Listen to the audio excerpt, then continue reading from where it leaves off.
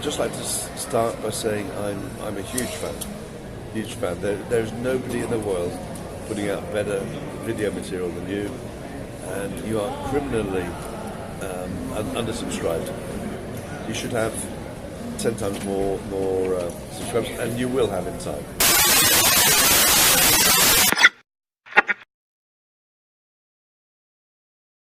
Obviously, this conference has been a massive positive. It's been extraordinary. It's the fifth in the series. Yep. Started in Detroit in 2014. And we ran a couple of them. I know you were at the last one. But they've really taken it to a new level, I've got to say. So I mean, for the first time, we had parallel presentations. So if people didn't want to see me, there was something that hopefully in the other room there was something they wouldn't want to see. It's a bit like Glastonbury almost. I guess so, different stages. Yeah. So I mean that worked tremendously well, and some of the biggest speakers. The keynote room could hold like 400, I think. Wasn't it? But it was also the first ICMI held in a hotel. Yes. The 2014 conference was supposed to happen to take place in a Hilton in downtown Detroit, but for reasons that I won't bore anyone with. Sure. It didn't happen there. But no, it was wonderful. So here we have a big modern hotel, jaw-droppingly good conference facilities, brilliant, tons of space. Yeah. And I mean the fact that people could, after the talks, they could just go to the bar, and then to their room later. It just made for a really friendly, warm vibe. Yes. It really worked. And any personal highlights? Doesn't have to be necessarily talks, but just in terms of the whole experience. So many. I didn't know where to start. There's a guy called Mark Rosenthal. Okay. Who was nervous as hell. And he's quite open about it. I think that's his kind of way of coping with it. Okay.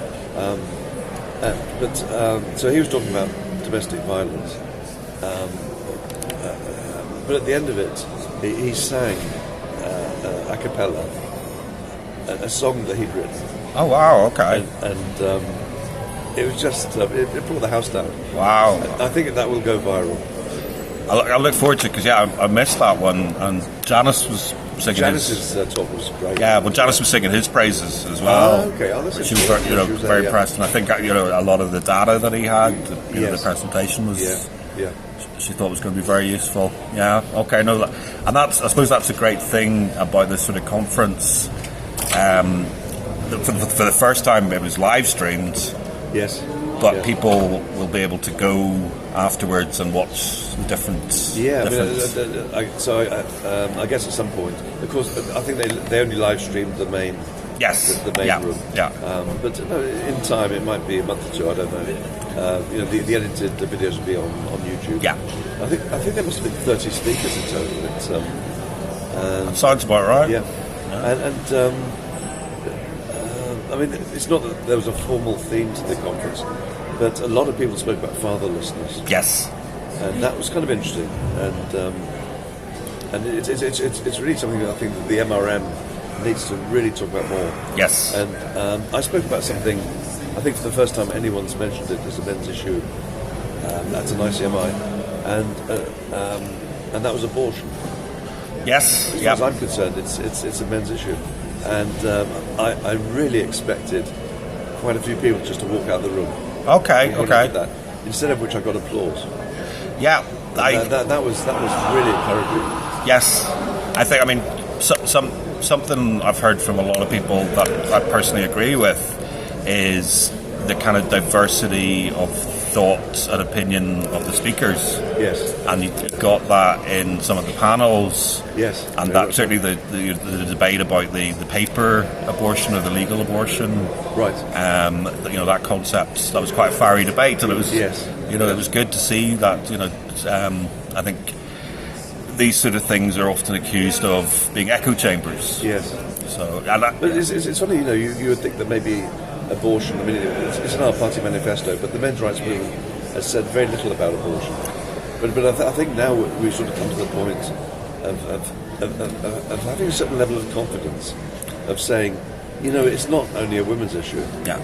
These are, these killings of now probably hundreds of millions of unborn children. Yeah. That's a human issue, and it's a men's issue as well. Well, that's it. I mean, obviously people will have, a wide spectrum of opinions, and I've heard that in discussions as well about, just even the concept of abortion. Yeah. But even within the spectrum of different opinions, you're absolutely right. There is a man's perspective in that. Absolutely. And Cassie J kind of hit on that. I didn't know that. Okay. Well, no. In the red pill, it wasn't a kind of a big thing, but it was definitely a light bulb moment for her in terms of that thing about men are told to keep it in their trousers, and that's literally their one option. Yes. Kind of thing. Yeah. Whereas the number of options that women have, and so so men can kind of be involved in a pregnancy that's aborted and they have no choice. They can be involved in a pregnancy that involves a lifetime commitment, and they may not want to kind of be involved in that. And I would never want a situation where a man can force a woman to have an abortion. Absolutely not. Absolutely not. Horrific. Yes, absolutely not. Although I think people who really spend a lot of time looking at paternity fraud reckon that in the UK at least, maybe 60% plus of the births are paternity frauds. Wow.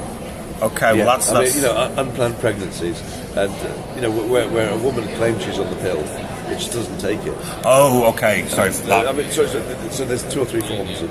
Yes. Sorry. No, I get you. Yeah. No, it's not men bringing up other men's kids. No, but I would understand that too. I mean, and that came up in that debate as well. Yes. That there's kind of there percentage-wise there are a lot of accidents. Yes. And that.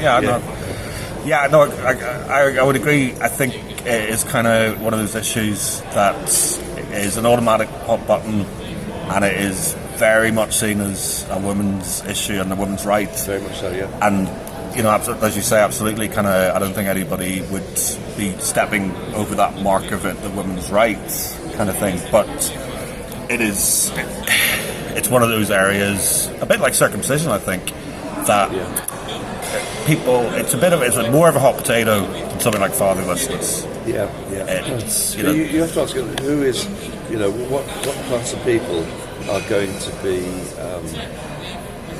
representing is the wrong word, but caring, looking from the perspective of the unborn child. And it's got to be men. I mean, women are not going to do it. And yes, there's the religious lobby. Yeah. But in the UK, at least, Christianity is on its knees, isn't it? In the UK. So. Yeah, no, that's a tricky one. Certainly, okay. I'm going to go and reflect on this and then do some sort of piece. Yes. And certainly, kind of, I know one of my personal highlights, just purely, particularly in terms of kind of coming out of Philip Davies' talk and feeling like, feeling ready to celebrate. Actually, we got to Saturday night and it had been a good conference. Just ask your thoughts on Philip and the fact that he came to this conference, even given the amount of certainly personal attacks that he's had. He spoke in 2016 on the Justice Gender Gap, and the Guardian 6 or 7 weeks later decided to attack him and try and have the whip removed from him. Yes. And this is while Theresa May, the then Prime Minister, was on a walking holiday in Switzerland. So I very much doubt she was even troubled by anybody about this. Okay. But so they had big articles on 3 days. Yeah. And the first one by a young male journalist, was sort of demanding he be fired and stuff. But it got literally zero traction. So on the 3rd day, their top political guy said, "It's really important that Philip Davies is not fired." And yes. It's just like it's about trying to make the best of a bad situation. You're right. The rest of the media all jumped on that. Yes. And they copied and pasted. Yeah. whole sections. Not one journalist called me. Not one. Yeah, it's funny. I'm actually doing a piece on that at the minute. I was hoping to have it finished before it came out, because it struck me there was an element of coordination to that whole thing. I don't know. Yeah. I mean, you reach a level of conspiracy, I suppose. But the thing that certainly struck me, as you say, kind of there really wasn't any traction outside of the media bubble. No. But after the same day that article went out, by the afternoon you had articles talking about this kind of spontaneous combustion of feminists on Twitter having started a campaign and eating their cake. They were posting pictures. Yes, he famously said that feminists want their cake and to eat it as well. Yeah. So they can, And again, even just again that sort of that holding that mirror up, it's so bizarre when you look at the behaviour, the reaction. Sophie Walker from the Women's Equality Party, her reaction to Philip Davies suggesting that some feminists are zealots was that she said, yes, I'm very proud to be a feminist zealot. Well, she of course stood against Philip. Yes. In 2017 and lost her deposit. Yes, that's correct. And just a few months later, she was the captain of the Reading University alumni team. Okay. Which now so I watched it live. It was almost up there with the birth of my kids. Happy moments. And so she captained the team, which lost 230-0. Oh, that was a glorious program. That's quite embarrassing. And a few minutes from the end, they were getting hysterical and laughing at things. They thought we might actually be the first ever team on University Challenge to get zero. And so they did. You can't. There's no conferring. Just buzz, one of you.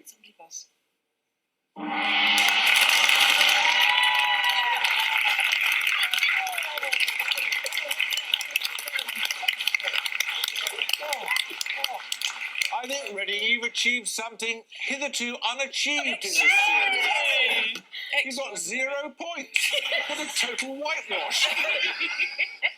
But of course, they had opposition from the Shipley feminists, who really didn't take kindly to a southerner going up there and trying to be the voice of feminism or something. Yeah. No, I'm absolutely. I mean, one of the interesting things about that whole thing, about them standing, was this is a party, as you say, they lost their deposits. They have come out of nowhere. And they did, with the help of The Guardian. The Guardian have been very supportive of them. Yeah. They were suggesting, well, we're going to stand against Philip Davies, and we think the Liberal Democrats and the Labour Party should, withdraw to give us a free run, which is sheer arrogance of it. For Philip, I think his view was that, that they won't take any Conservative votes; they'll take Labour votes. So he was laughing all the way to the bank, really. Absolutely. But yes, so he came and he gave quite the speech, and so that that was certainly a highlight for me. And there was quite a lot of media here, which given BBC, given obviously.